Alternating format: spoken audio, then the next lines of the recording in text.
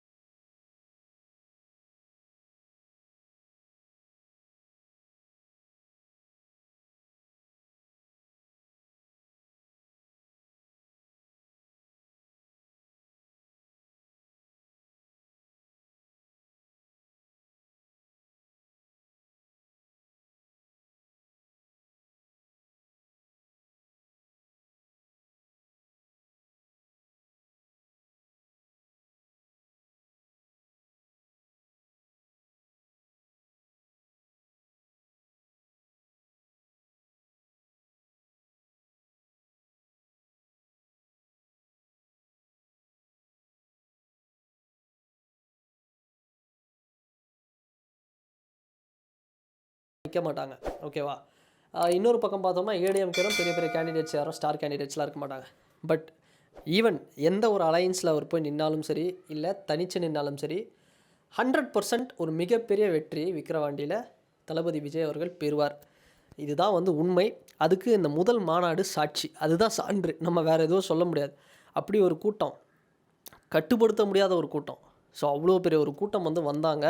So இதெல்லாம் வாக்கா மாறுமா அப்படின்னு கேட்டிங்கன்னா, கண்டிப்பா மாறும். இப்போ ஒரு 3,00,000 பேர் வராங்கன்னு வச்சுக்கோங்களேன்.